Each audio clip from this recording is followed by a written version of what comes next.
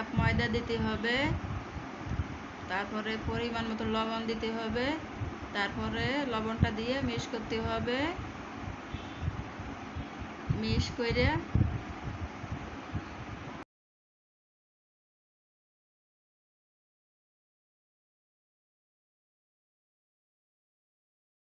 তেলটা দেওয়ার পরে সুন্দর করে মাখিয়ে নিতে হবে।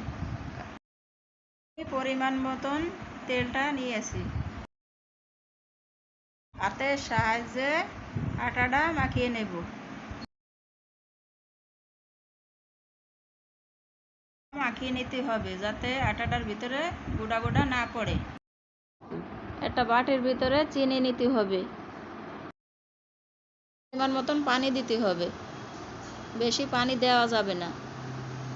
চিনিটা দানা দানা থাকলে বিস্কুটটা খাস্তা হবে, দেখতেও ভালো হবে। হালকা হাতে চিনিটা নাড়াচাড়া দিতে হবে যাতে চিনিটা গলে না যায়। আস্তে আস্তে নরম হাতে ছেনতে হবে। ছেনার পরে রেখে দিতে হবে, একটু রেখে দেওয়ার পরে আলতো হাতে মাখায় নিতে হবে। মাখায় নেওয়ার পরে একটা রোল বানিয়ে নিতে হবে। রোল বানিয়ে নিয়ে তারপরে ওইটা ফিড়ির উপর রাখতে হবে। রাইখে বেলনের সাহায্যে সুন্দর করে হালকা হাতে করে বেলতে হবে।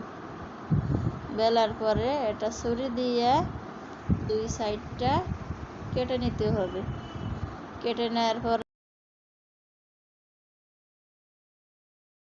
ছুরির সাহায্যে ফাঁসের দিক কোনাগুলো সুন্দর করে কেটে নিচ্ছি।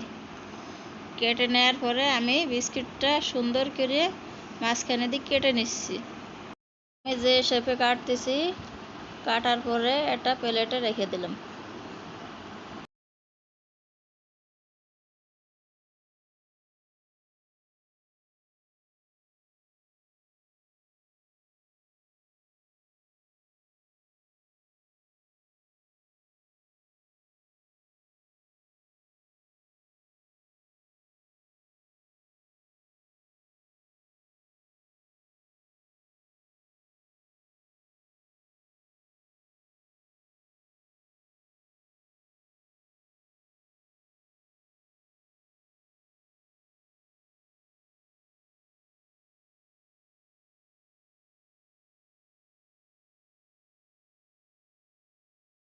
সব বিস্কুটগুলো আমার নিজের মতন শেপ করে নেব।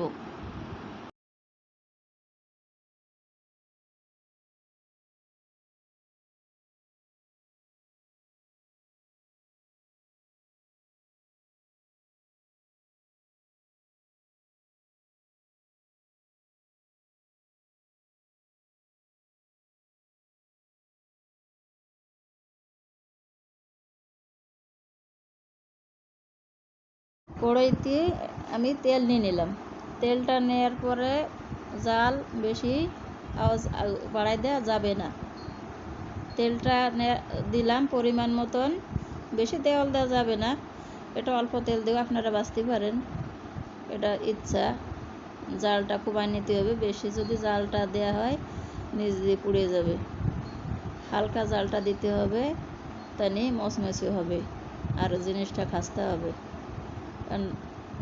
আমি উল্টো পাল্টায় নিয়ে নিলাম।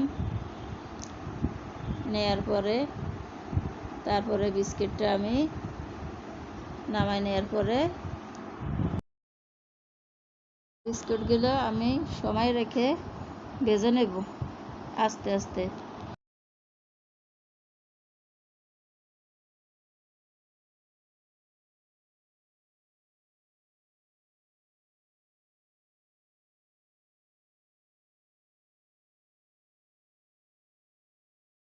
বিস্কুটটা যখন কালারটা এসেছে তখন আমি বিস্কুটটা নামাই নেব।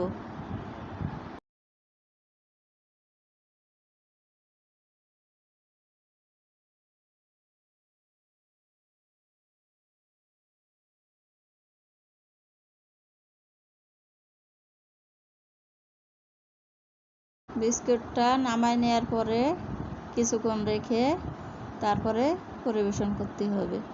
আমি আপনাদের